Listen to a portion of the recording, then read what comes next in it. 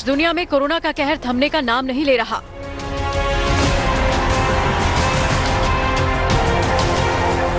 हिंदुस्तान में बार बार भूकंपों के आने का दौर शुरू हो गया है।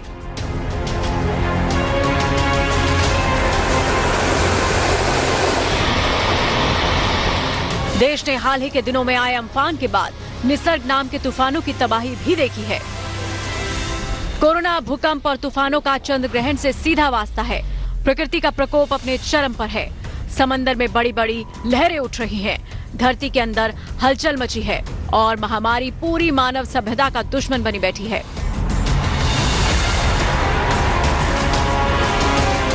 क्या इन सबका सीधा ग्रहण से कोई कनेक्शन है? क्या ग्रहण की वजह से ही बीमारियों का प्रकोप आने वाले दिनों में और भी तेज होगा?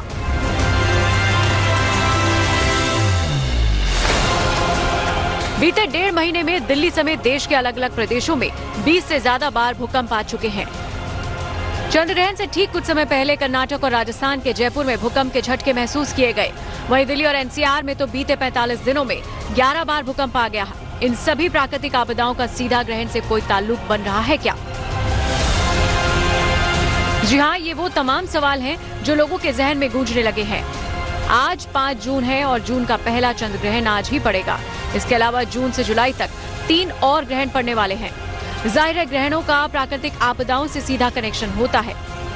हाल ही के दिनों में हुई घटनाओं से हम इसकी तस्दीक भी कर सकते हैं। ग्रहण का क्या है तबाही कनेक्शन और इस ग्रहण का आपके जीवन पर क्या होगा असर?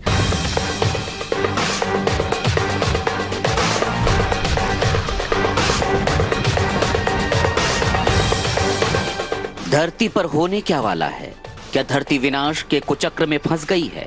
क्या धरती पर किसी बड़ी तबाही की कुदरत स्क्रिप्ट तैयार कर चुकी है? क्या धरती पर बड़ी आफत का साया घुमड़ रहा है? हमने जो सवाल उठाए हैं उनके पीछे इन्हीं तस्वीरों का मायाजाल है। ये वो मायाजाल है जिसके जाल में उलझकर समूची धरती बेहाल नजर आ रही है।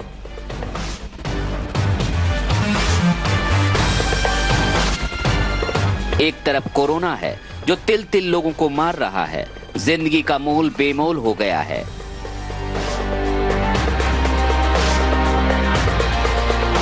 दूसरी ओर कांपती धरती वाली आफत जो जलजले की शक्ल में बार बार डरा रही है। और तीसरा खतरा चंद्रग्रहण की काली छाया के साथ नजर आ रहा है। और ये जो तीसरी आफत है चंद्रग्रहण, इसने डर और बढ़ा दिया है। कैसे, वो हम आपको आगे बताएंगे। लेकिन फिलहाल जो मंजर है, इंसान सहमा हुआ है, उम्मीदें धूमिल हो रही हैं और जिंदगी अंदर ही अंदर घुटती जा रही है। खतरा बड़ा है, लिहाजा सावधानी भी बड़ी रखनी होगी। अब हम आपको बताते हैं अचानक से कोरोना के साथ कुदरत की तैयार की गई 2 और हरकतें हमारे लिए खतरनाक संकेत कैसे ला रही हैं। पिछले 5 महीने से धरती एक अदृश्य दुश्मन को झेल रही है। वो दुश्मन जो नजर नहीं आता, समझ में भी नहीं आता और जिसके प्रहार की काट दुनिया आज तक नहीं बना पाई।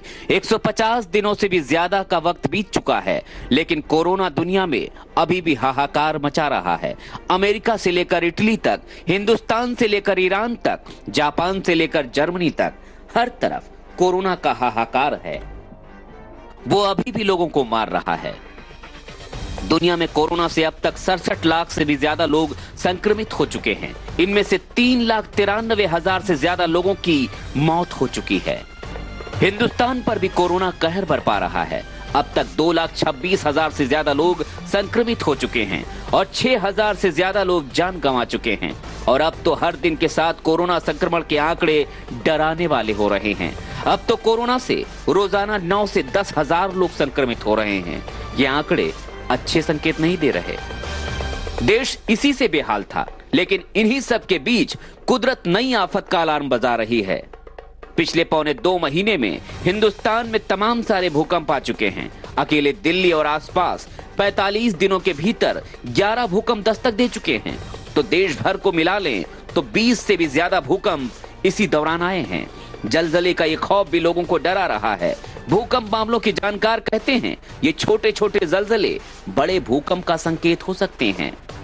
और इन सब के बीच में चंद्र ग्रहण आ गया। वैज्ञानिकों के लिए चंद्र ग्रहण खगोलीय घटना से कुछ भी ज्यादा नहीं, लेकिन ज्योतिष के जानकारों की नजर में चंद्र ग्रहण धरती पर उथल पुथल मचाता है, उसका कारक बनता है। चंद्रमा जल तत्व का स्वामी है, लिहाजा कोरोना के बीच धरती पर अभी भी तूफान से लेकर भूकंप तक का बड़ा खतरा ज्योतिषियों की नजर में है। कर्क राशि, वृश्चिक राशि और मीन राशि। कर्क राशि पिछले 8-9 महीनों से प्रभावित है और जब से कर्क राशि प्रभावित है तब से पूरी दुनिया कोरोना के चपेट में आई हुई है। और अब ये ग्रहण लग रहा है वृश्चिक राशि में, तो वृश्चिक राशि में जो ग्रहण लग रहा है, जल की जो राशि प्रभावित हो रही है, उससे बीमारियों के बढ़ने की संभावना निश्चित रूप से बनेगी, पहली बात। दूसरी बात, चूंकि जल की राशि है इसलिए तूफान आने के, चक्रवात आने के, भूकंप आने के, जल से आपदाएं होने की संभावनाएं बढ़ने की संभावना दिखाई देती है। कहते हैं ग्रहण आपदा लेकर आता है, तो क्या कोरोना के बढ़ते मामले, लगातार आ रहे भूकंप और तूफान वाली आफत का ग्रहण से कोई कनेक्शन है? ज्योतिष कहता है खतरे अभी और भी हैं इस ग्रहण काल में। चंद्रमा जो है वो जनता का रिप्रेजेंटेटिव है, इसलिए जन सामान्य के मन में विद्रोह की स्थिति आ सकती है, जनता राजनीति से ऊब सकती है, जनता प्रदर्शन कर सकती है और पूरी देश दुनिया में लोकतंत्र के लिए बहुत सारी समस्याएं पैदा हो सकती हैं। सरकारों के लिए मुश्किल समय आ सकता है।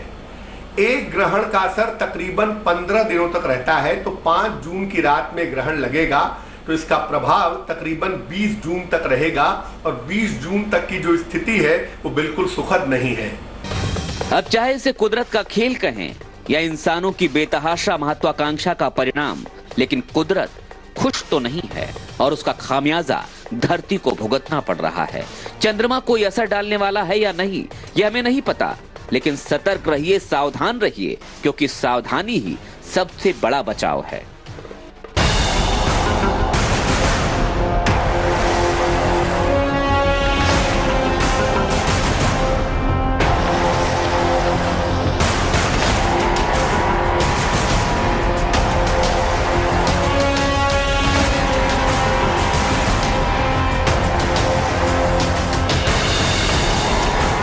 देश दुनिया में कोरोना का कहर थमने का नाम नहीं ले रहा।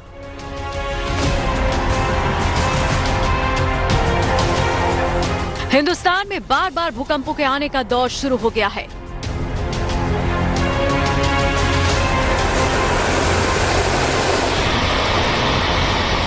देश ने हाल ही के दिनों में आए अम्फान के बाद निसर्ग नाम के तूफानों की तबाही भी देखी है। कोरोना, भूकंप और तूफानों का चंद्र ग्रहण से सीधा वास्ता है। प्रकृति का प्रकोप अपने चरम पर है। समंदर में बड़ी बड़ी लहरें उठ रही हैं, धरती के अंदर हलचल मची है और महामारी पूरी मानव सभ्यता का दुश्मन बनी बैठी है।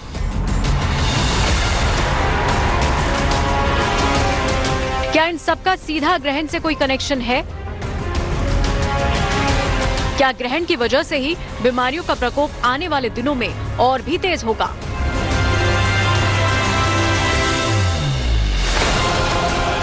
बीते 1.5 महीने में दिल्ली समेत देश के अलग अलग प्रदेशों में 20 से ज्यादा बार भूकंप आ चुके हैं।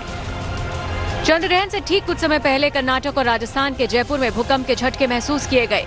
वहीं दिल्ली और एनसीआर में तो बीते 45 दिनों में 11 बार भूकंप आ गया।